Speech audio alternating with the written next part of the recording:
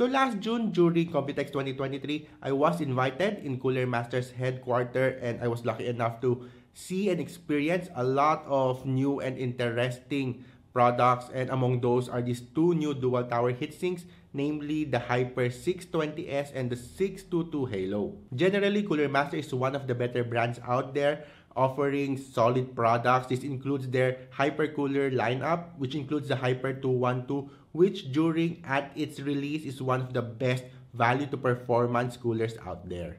And with that said, I am really interested on how these two new hyper coolers perform in today's generation.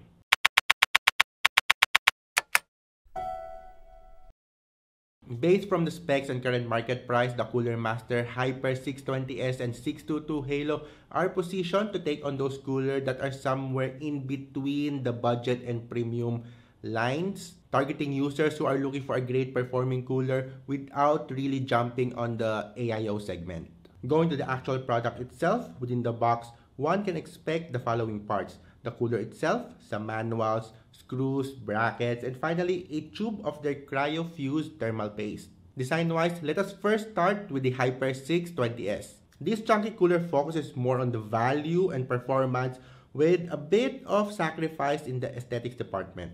It features aluminum fins on its dual heatsink design, delivering more surface area, while its 6 nickel-plated heat pipes and base transfer the heat away from the CPU. Dimension is at 125 by 137 by 155 mm, and the fan included is an ARGB rifle bearing fan. The Hyper 622 Halo, on the other hand, shares a lot of similarities from the 620S but improves in a couple of aspects, including its aluminum top cover for a cleaner design, which by the way increases its height by 2 millimeters, so making it 157 millimeter in terms of height. And it also has an upgraded second generation CM Halo fan, and lastly, an option for an all black or all white design. Both fans, by the way, feature Cooler Master's ARGB auto detection, which provides a default spectrum lighting even if the 3-pin ARGB connector is not connected. Both of the coolers installation are the same and is pretty much straightforward, especially to AMD users. Basically, you just need to remove the stock retention bracket and then screw in the standoffs before aligning in the included brackets. Then you need to remove the middle fan so you can screw in the cooler. Then lastly, just attach the fan back again.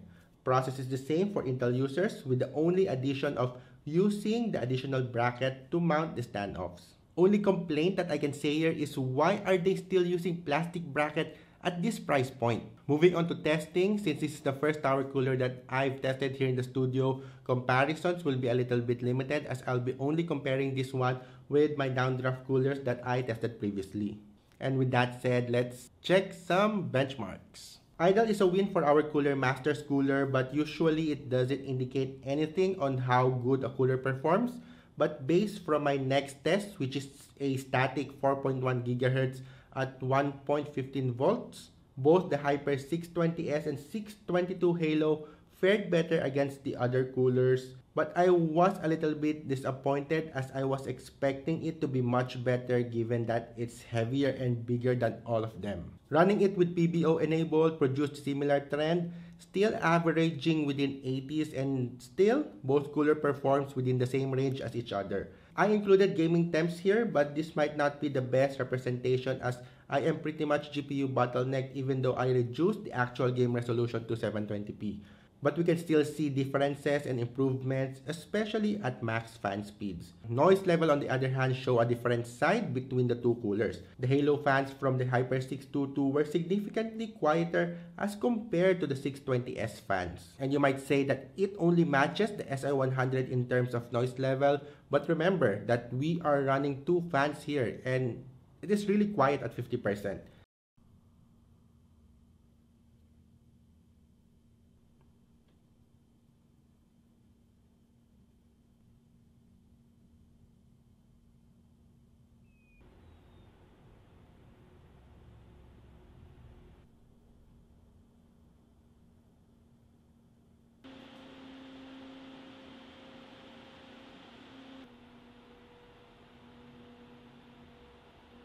Actually, I was also interested what happens if we further reduce the fan speed, and I tested it at 20%, and surprisingly, it is inaudible for the Halo fans.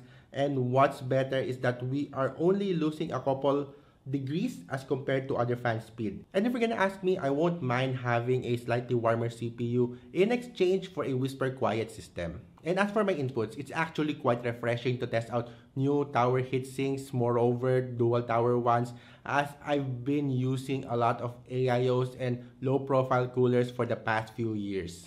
And it's nice that brands such as Cooler Master are still pushing with performance air coolers for the mainstream market. Both the Hyper 620S and 622 provide good performance while not being absurdly oversized, and right now, you can find the Hyper 620S for around 2,600 Philippine peso or around $46 locally, while the Hyper 622 Halo is a bit more expensive at 3,750 Philippine peso or roughly around $66. And if you're gonna ask me which between the two I prefer more, normally I would say the 620S, as you just get good performance without spending too much on it. But to be honest, right now, I like the 622 Halo more, as not only you're getting better design with color options, but the improvement on the fans justifies the premium over the 620S. And lastly, I'm also quite curious on how this two cooler would perform against its competitors such as the Deepcool AK620 and Thermalright's Peerless Assassin. And I think that is all for today. If you have any questions regarding these two new coolers, or if you have any cooler suggestion that you want me to check, let me know down below. And once again, this is Brain of Junkyard Summit. Thank you, and I'll see you in the next one.